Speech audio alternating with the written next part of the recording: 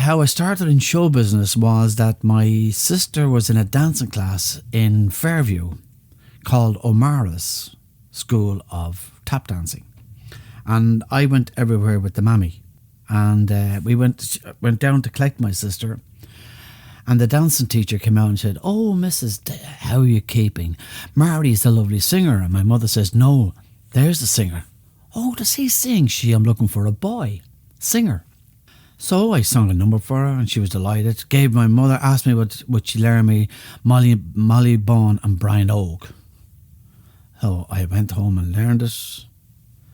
Came back, and the first stage I put my foot on was the Queen's Theatre in Middle Abbey Street, which I'm proud to say that I have a photograph in my house of that theatre. And that's how it all started, as a little boy soprano. Then I joined Garner Street Church Choir. I was a member there, and that was a great choir. There was all harmony gentlemen in it and boys, and great organist Vincent O'Brien, who played for John McCormack. And then we left there and we went to Inchicore, and I joined the Oblate Fathers Choir in Inchicore, and I had a play called Bits and Pieces, and I was in that. Well, I was born in 38, so you can imagine what year that was. That'd be in the early 50s. Would be about right, about the early 50s. And that's how it all started with me. And my dad had his own band, and my father had his own band, and I was always a footballer. And I went out, used to be playing football. I was a goalkeeper, and I was called in off the road to stay. And my father says, "You're coming with us tonight." I was about 16. My voice broke at 14 years of age, which a voice does break, and you don't sing till it comes back. So it came back, thank God. And I sung with the father's band. I knew myself I wasn't great. So my father's band was the Bob Daly Brookfield Serenaders. And my name was Kevin Daly at that time. And then I joined a Federation of Musicians, and I changed my name. Why I changed my name? Because I knew I wasn't a great singer. I was, and that's why people were saying he was up there. That's because he's up there because that his father owned the band. So I changed my name to Dale King, so you can picture Dale King. How I got Dale King was King, Kevin. I put the K out of it and I called myself King. Then Dale King. So that's how I got the name of Dale King. And I went around listening to Frankie Blores, John Clark, Brendan Wall, Tommy Nolan, who was I was a great fan of all these people. I went to learn the trade, and I used to sit up on the stage looking at these guys, even what stockings they wore, you know. I wanted to join an orchestra, which I did join the orchestra after. It was Jimmy Honeyman. I was the first with a guy called Roland Soper and another guy called Jackie Nelson. No, my apologies, Jackie Johnston. And we were nearly the first three singers in the game. Used to do cabaret in the ballrooms, you know. And then the orchestra was Jimmy Honeyman and his orchestra, and he was going for a vocalist. He was changing his vocalist, and he wanted a vocalist. So I went down for the audition. And he says to me, he was a Scotchman, he says, "Laddie," he says, "go home and buy some Nat King Cole records and Johnny Ray records and Frankie Lane and do some impressions." And I did, because I was a great listener, and I did all that kind of stuff. I went home, bought all these records and started doing impressions. But my idol in life was a guy called the Nolan Sisters. Well, Tommy Nolan was my idol, but what's his name? Sammy Davis Jr.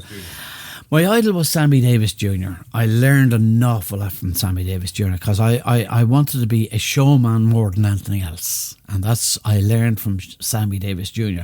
But I used to go down of a Saturday night to hear Tommy Nolan singing in the CIA Hall in Mulver Street with the Royale Swingtet. And I used to be on a bike outside, freezing cold.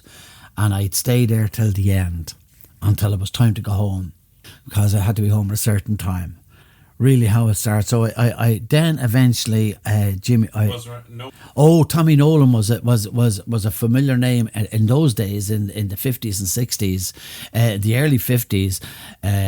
His wife was Maureen Bresnell, two very top class singers, sung with all the big bands. Actually, his wife Maureen Bresnell sung with my father. You know, because they lived in Inchicore. She came from Inchicore. But Maureen, she was some singer. But Tommy was an idol of mine. Another singer was a great singer, Tony Barron. Fabulous singer.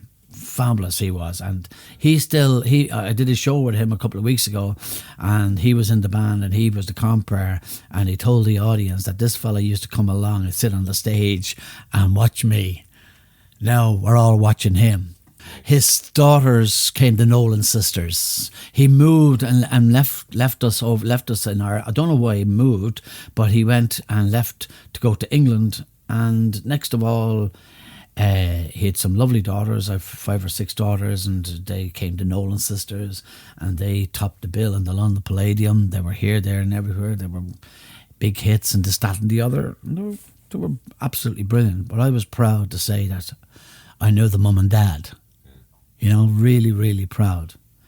But I was in the Federation of Musicians as a kid. I wasn't a musician, I was a vocalist. But we were still the same union. And I went, Tommy Hayden and the Artones, which became the Nevada Show Band. I was the lead singer there. And then I left that and went with Jimmy Honeyman, because I was really a big band singer. I classed myself as a big band singer. I loved the big band, the big Tommy Dorsey stuff and all this. The Glenn Millers and you name it. Count Basie. I was a big fan of that kind of music. And I left the show band, went into the Top Hat, and I did very well there. And I enjoyed it. It was a 14-piece orchestra. And Jimmy Honeyman was very kind to me. He was, even when I was a guest artist with his band in the Olympia Ballroom. And then I went from there to the Drake Inn in Finglas, and that was where the name got bigger and bigger and bigger. And I used to be out there. I went in there Friday, Saturday and Sunday. And then I wasn't doing good on the other night, so I went in there Friday, Saturday, Sunday, Monday and Wednesday. I was there for a good few years.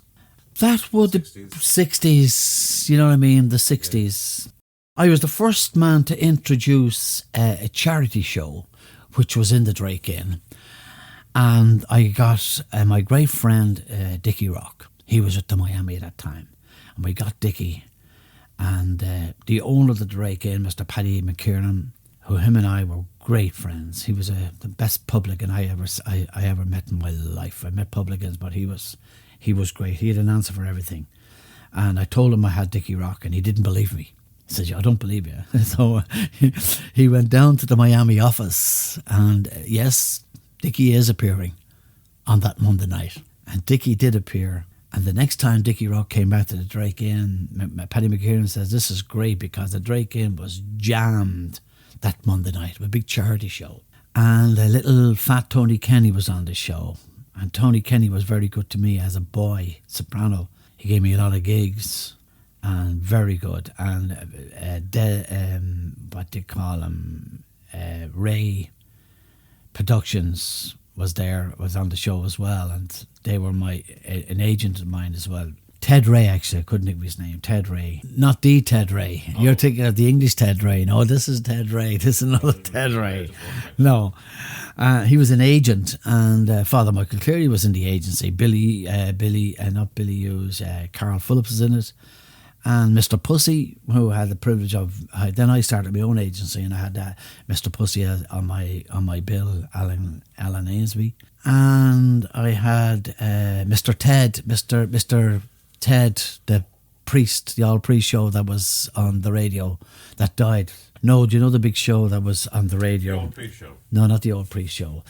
Well, my connection with Dermot Morgan, that Dermot came on the scene, and Dermot has a great little cabaret spot, and I got the privilege of getting him bookings because actually it was through Alan Amesbury, and they were doing a show together in a theatre in town, and we went to the show, or I went to the show because I had to be there, and Dermot Morgan asked me to get him a few gigs. I did, and he did okay.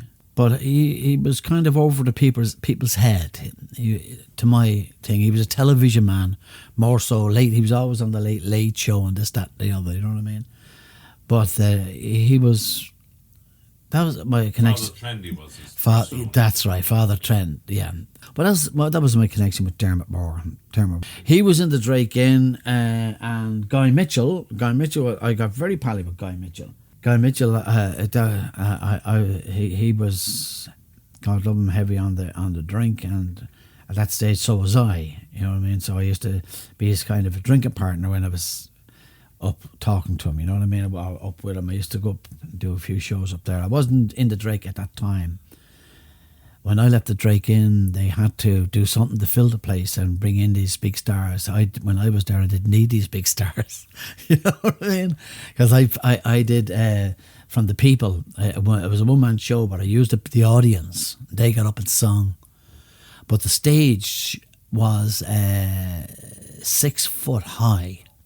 The stage was. And there was a 4 foot of railings. And the people, steps up to the stage. And at the end of the night, which is the biggest part of the night, and people used to come down, as I say, from the mountains to see me doing this part of the act. It was the finale of the show. I used to clear that stage. And it was a 10 foot of a drop. And I cleared and do the splits. I wouldn't try. I couldn't even jump off a 3 foot wall now. I get weak. But I used to clear that stage. I did that when I was on stage. I'd do anything for applause. Anything. Yeah. You know what I mean? I lifted a man one night. He was a German and he was 26 stone. I was only a little skinny guy, and I lifted him up on my shoulders. I got applause. All I wanted was applause, and I did that. You know, I wasn't the greatest singer of all times, but I classed myself an entertainer, a showman. You know what I mean? I'd do anything to get applause. Anything. I'd used to do some funny things on stage, which would come to my head all of a sudden. Yeah. You know what I mean? But 26 stone, I lifted that guy up. And the organist behind me was afraid that he's going to fall back on the organ, and we had no organ for a week then after that. You know, that was gospel truth. Well, if I turned left or right, I got applause on the stage. It's true as God. That's no messing. I got applause on it. The minute I turned around, people would applaud me. You know what I mean? The big performers, well, you know what I mean? No matter, you know, you're talking about the Guy Mitchells and the Frankie Lanes and Matt Monro. Even Frank Sinatra said he was one of the greatest singers of all times. Matt Monro, fabulous singer. Fabulous, great singer. But they just sung. They were depending on their voice, which I never classed myself a singer at those days. I do now. I would, what I would do is this, that they'd get up and sing. They had 40 hits, and they sung those 40 hits, and the people clapped because they're hearing their favourite records by these people. There was one guy I was very disappointed in, but I wouldn't like to mention his name because he was Irish. Right. You know what I mean? And his son is very popular now on the radio. Who impressed me among the people I saw, Dickie Valentine. Dickie Valentine was my type of act because Dickie done impressions. I did impressions. We had to do impressions. You know what I mean? But Dickie done impressions, I done impressions, and Sammy Davis Jr. did impressions. But Sammy Davis Jr. was the king of impersonators. The Dickie Valentine, wow, to me was out of this world. If he was doing Mario Lanza, you swear you're looking at Mario Lanza. Mario Lanza it was great, you know. I met Fats Donamo and terrific. He was terrific. I met Tony Bennett. He was a gentleman. The best story of my life that I'm very proud of, that I had the privilege of driving Eric Clapton to Slane concert, and with Paul Brady in the limo. And I learned something that day. We were going to Slane to see the Boss. He was on Slane that night. And within the daytime we were travelling down. The traffic was terrible. And next of all, I stopped this policeman and I said, "Excuse me, sir." Guard says, I have very important people in the car, in the limo. Can you do anything for me? And I learned something that day. He says, everybody is important. And he was right. He was right. But we went to the show, came back to Barberstown Castle. Went back to Barberstown Castle. And Eric Clapton said to me, he said, "Daly," says, "would you stay the night?" He says, "I might want to get up fishing the next morning at 5 a.m. I said, "No problem. See, I'll sort out a room for you." So he sorted out the room, the whole lot. And he told me, "Go in to the restaurant and have what you want." Went in, had my meal. And all the locals, when Clapton was there in Barberstown Castle, all the locals went to let him see that they were in the castle, you know what I mean, drinking away, you know what I mean. That's the impression I got, you know. But I think I was told that by one or two people, that all the locals come when he's in the... So Eric Clapton and Paul Brady was playing their guitars with the resident piano player.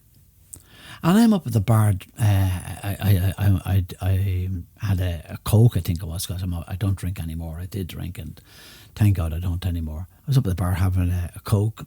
And next of all, the piano player says, "Ladies and gentlemen, sitting up at the bar, we have a great entertainer. I wonder would he oblige us by coming down to sing a song?" You see? So I didn't know who it was, you know what I mean? That's gospel truth. I did not know who it was. So he says, "Ladies and gentlemen, we have Sir Dale King." I was known in the business as Sir Dale King. So I went down. It was after, when I went to bed, I realised that, Jesus, Eric Clapton backed me and Paul Brady backed me, you know what I mean? And they wouldn't let me off the stage, and I was singing a good few numbers with them, and it was unreal. And that was the greatest thrill of my life, that I had the greatest guitar player, one of the greatest guitar players of all times, Eric Clapton. And he rang Larry Morden, who's another chauffeur who I was doing the job for, and he told Larry Morden about this. "Where'd you get this fella from?" You know, and Larry broke his heart laughing. Larry Morden even talks about it. He got up and sung. He was great, and he was throwing the mic around and all this kind of jazz, you know. But that was the greatest thrill of my life. I used to love Chris Barber. I'm into jazz a lot. Chris Barber, when he used to come over, I used to always go and see the likes of Chris Barber. I met Emily Ford at the Checkmates. I worked with Emily in the Checkmates. And I worked with a lot of the big stars, you know what I mean. I got the chance to, when Sammy Davis was playing in Lansdowne Road, I was offered the job of driving him. But unfortunately, I'm a man to my word, I was booked for other work, and I had to turn it down. And of all his records at home, his LPs of Sammy Davis Jr. And I did go to see the show and see him perform, because I had to. He was in my country and I had to see him. And he was out of this world. That was an entertainer for you. That guy entertained. If you know what I mean, he was great. And I won't say I copied him, because I think he saw me before I saw him, and he must have copied me.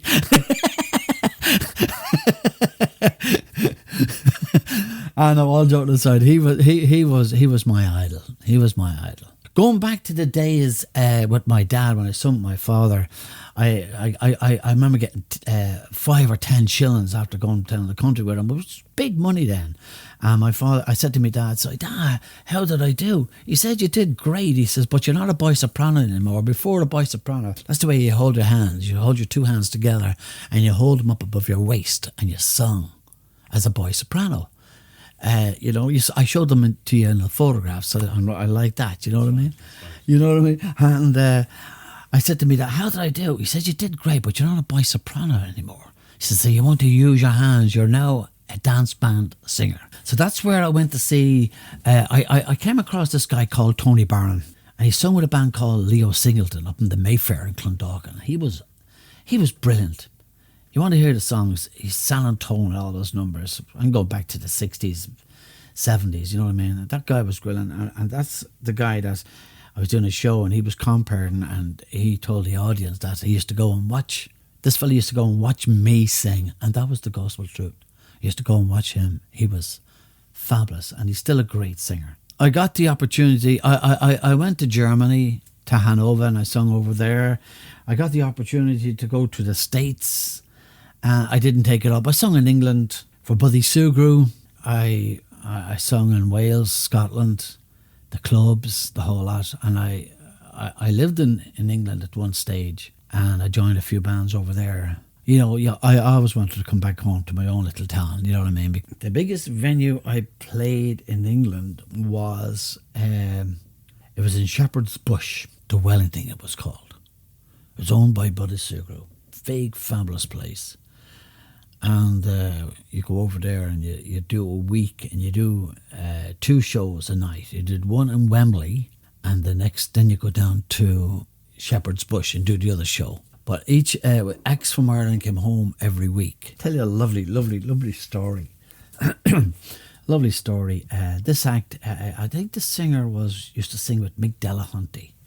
Now, Mick Delahunty was one of the biggest orchestras we had in this country. There must have been about 20 of them in it, but it was a big orchestra. And Mick Dell had the singer, and of course the big bands went out because the Beatles brought in their 4-piece band, you know what I mean, guitars and drums, and that's all went. So the big bands went bang overnight, which was a shame and was sad. But Mick Delahunty's singer was singing over in Wembley, doing the same gig as I was doing. I did it about 2 weeks after him. And he went in, and he started on the Sunday night, I think. And he went in and done his gig, and there'd be a chauffeur outside, which I do now. I had a chauffeur in England. And he'd come out, he'd be sitting in the car, and the minute you finish that gig, you go out, you sit into the car, and boom, off to the other gig in Shepherd's Bush. And the poor bugger died, snuffed it, stared him down. And the chauffeur said to him, shut the door. And he didn't shut the door. He said, well, come on, we're going to be late, because you had to be, timing was an awful thing. It was the biggest thing then. You know, it was all time work, you know. But he didn't shut the door, so he dropped dead. He was after doing the first show. So the owner of the place in Wembley rang Shepherd's Bush to Buddy Sugru. And Buddy was a character. And Buddy gets up on the stage, he says, ladies and gentlemen, there'll be no cabaret tonight. That's the way Buddy spoke. There'll be no cabaret tonight, he says. The actor's after dying. And wasn't his wife and family in the front row, and the whole lot of them. And it was very, very, very sad. But Joe Cal, a guy called Joe Cal, was the promoter in Ireland. So Buddy gets on the phone and rings Joe Cal, and he says, this is a true story, you know. And he says to Joe, hello, Joe, Buddy here. That actor's after dying. And we have a saying in the business, you know what I mean? How'd you do tonight, Janie? I went to bomb, or Christ, I died on my backside. You know what I mean? And that's a saying in show business, you know. So Joe says to him, what can I do? Will you let him carry on for the week? I can do nothing now. Won't be able to get you. I can act now. And the poor guy was after dropping dead. That was very, very sad. But everything happened over there. Every week there was different stories, you know what I mean? Different stories. Carl Phillips was very popular over there. Etna Dunn, the blonde bombshell. She was great. Poor old Etna's not well at the moment. She's not well. She's very, very sick, and I wish her the best, because she was unreal. She was in the O'Sullivan and Ray productions. You know what I mean? We were all pals in it, you know. And Aidan was her manager. But that was just kind of in a nutshell. You know what I mean? I played the Palladium. I did the Palladium. Did you? I did the Palladium. Yeah, I did it once. It's in Rush. Yeah. Can you remember any of the gags that you used to tell on stage? That was an old gag. This is a beauty. This fella goes into the pub, And he says to the barman, he says, will you give us a pint of Guinness? The barman gives him a pint of Guinness and, see, that'll be 4p. Oh, so he said nothing, gave him the 4p. This was the old money then, you know what I mean? So next of all, he comes up again, saying, will you give us another pint of Guinness, please? Barman gave him another pint of Guinness. So that'll be another 4p. See, how much is gin and tonic? See, 8p. See, what's the story? He says, your drink is so cheap. I see we're 50 years open today and we're going back to the old money. See, how is it there's no one here? I have to excuse me for laughing because I know the end of the joke. He says they're all waiting for happy hour.